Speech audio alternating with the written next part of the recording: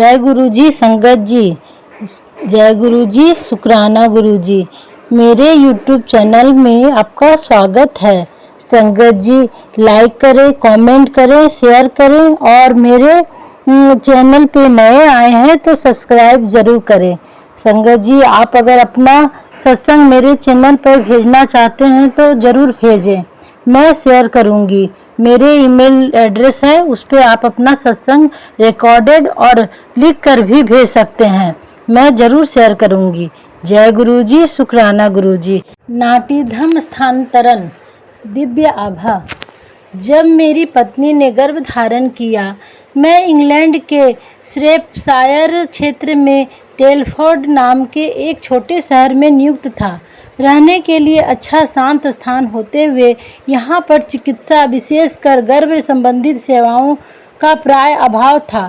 स्थानीय चिकित्सालय में प्रसविक केंद्र दवाइयाँ चलाती थी और कोई विशेषज्ञ सेवाएं उपलब्ध नहीं थी। गंभीर रोगियों को 16 मील दूर श्री यूसबरी स्थित बड़े चिकित्सालय में भेजा जाता था, जहां पहुंचने में आधा घंटे का समय लगता था। टैक्सी का व्यय भी कोई कम नहीं था। मेरी पत्नी के उच्च रक्तचाप के कारण यह निश्चित था कि अंततः उसे श्री यूसबरी चिकित्सालय भेजा जाएगा। यद्यपि इंग्लैंड की नेशनल हेल्थ सर्विस की सेवाएं उच्च स्तर की है, किसी आकस्मिक परिस्थिति में या गर्भावस्था या फिर प्रसव काल की अवधि में इतनी यात्रा करने के विचार से हम चिंतित हो गए थे। चिकित्सालय के नियमों के अनुसार पत्नी के प्रसव की अवधि में प्रति रात भर चिकित्सालय में नहीं रह सकते थे और उस अंतराल में मेरी चिकित्सालय के पास रहने की हार्दिक अभिलाषा थी, जो यहाँ रहते हुए संभव नहीं लग रहा था। यदि उसे यहाँ पर छोड़कर मुझे घर वापस आना पड़े तो सदा की भांति हमने इन प्रश्नों का समाधान गुरुजी पर छोड़ दिया। एक रात को मेरी पत्नी को गुरुजी ने स्वप्न में बताया कि सब ठीक हो जाएगा। कुछ ही दिनों में सूचना आया कि टेलफोर्ड स्थित इकाई को बंद कर समस्त कर्मचारियों को नाटीधम स्थानांतरित किया जा रहा है। नाटीधम एक बड़ा नगर है जहां उच्च स्तर की प्राय सभी सुविधाएं उपलब्ध है। अंततः हमारे पुत्र का जन्म प्रसव सेवाओं के लिए इंग्लैंड के एक सर्वोत्तम संस्थान क्वीन मेडिकल चिकित्सालय में हुआ। जय गुरु जी शुक्राना गुरु जी। नाटीधम में घर चिकित्सा सुविधाओं के दृष्टिकोण से नाटीधम आना शुभ समाचार होते हुए कार्य अधिक था और हम नाटीधम रेल द्वारा 2-3 घंटे घर ढूंढने नहीं जा सके थे।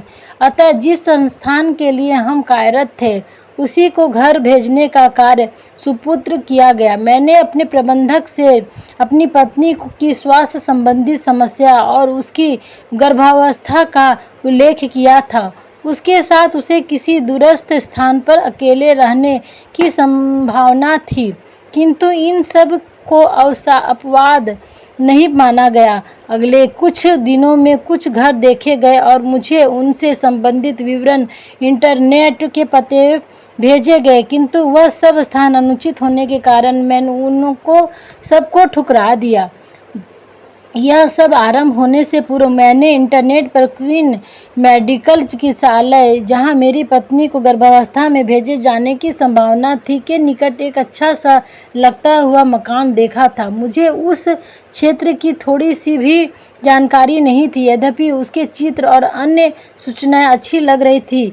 उनके आधार पर वहां पर जाकर रहना जुआ खेलने के समान होगा। कोई अन्य विकल्प ना होते हुए एकमात्र यही उचित उपाय लग रहा था। अतः मैंने इस संस्थान को बताए बिना और कोई आर्थिक मूल्यांकन करवाए बिना उस घर को लेने का निश्चय कर लिया। यह मेरे परियोजना प्रबंधक के निर्णय की अवज्ञा करने के समान था, किंतु गुरुजी का आश्रय लेकर हम अपने अंतर्ज्ञान पर निर्भर रहे। इंग्लैंड में रहते हुए यह घर सबसे अच्छा रहा है। इसमें सब संसाधन सुचारू और अत्यंत अच्छी व्यवस्था में थे। क्वीन मेडिकल चिकित्सालय से केवल 10 मिनट पैदल और कार से 3 मिनट की दूरी पर था। 10 कर्मचारियों के हमारे दल में अन्य सब सदस्यों को उन सब घरों में जो उनके लिए देखे गए थे गंभीर समस्याओं का सामना करना पड़ा। जय गुरुजी, शुक्राना गुरुजी। भ्रूण हृदय गति।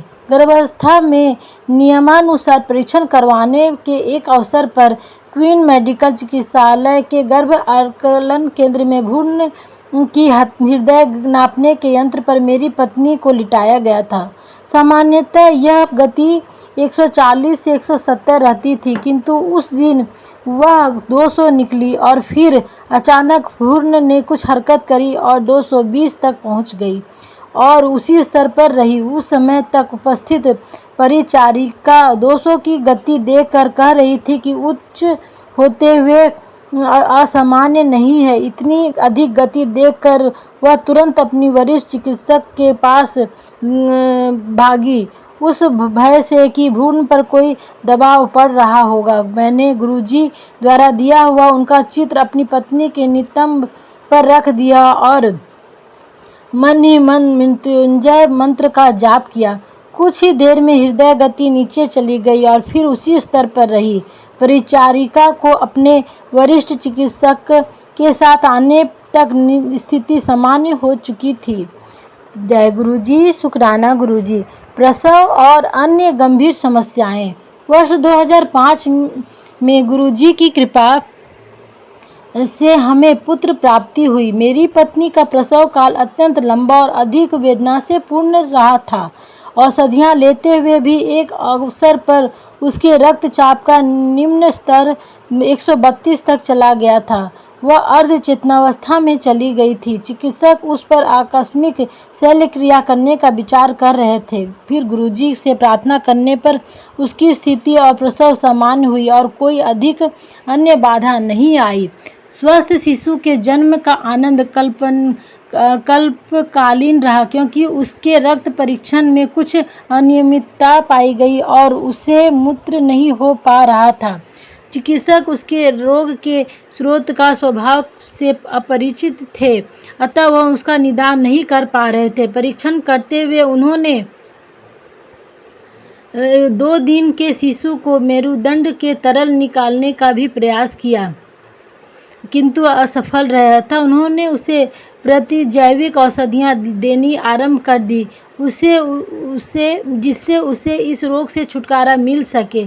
चिकित्सक उसे आवश्यकता से अधिक खाद्य पदार्थ देने के बाद ड्रिप भी दिया गया भी उसके प्रथम 4 दिनों में मूत्र न कर पाने से अधिक चिंतित थे और उन्हें उसके शरीर से संभव जल की कमी का अधिक संशय था। कुछ चिकित्सकों ने उसके गुर्दों के परीक्षण का सुझाव भी दिया। अन्य उसे अधिक से अधिक मात्रा में तरल पदार्थ देकर निर्जलन का संभव शंका को समाप्त करने के पश्चात ही उसके गुर्दे के परीक्षण करने का विचार कर रहे थे।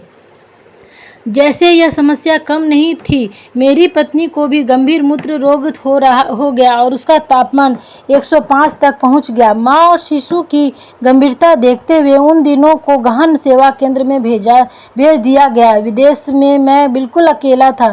परिवार किसी संबंधी या मित्र का साथ नहीं था। मेरे दल के सदस्य स्वदेश लौट चुके थे क्योंकि परियोजना की अवधि समाप्त हो चुकी थी। गुरुजी द्वारा दिए गए उनके चित्र अपने शिशु के शरीर पर और उसकी शैया पर बार बार रखे और उनसे सहायता की अत्यधिक विनती करी। ऐसी प्रतिकूल परिस्थितियों में हम और क्या कर सकते थे। शीघ्र ही सब आशानुकूल होना आरंभ हो गया। शिशु ने पहली बार मूत्र किया और उसके पश्चात हमने कभी उसके संक्रमण के बारे में और नहीं सुना। चिकित्सकों के अनुसार शिशु के रक्त में यह संक्रमण संभवतः उसकी मां का रहा होगा। मेरी पत्नी को तीव्र प्रतिजैविक औषधियाँ दी गई, उसके स्वास्थ्य में भी सुधार आया। दोनों को जन्म के कुछ दिनों के पश्चात घर भेज दिया गया।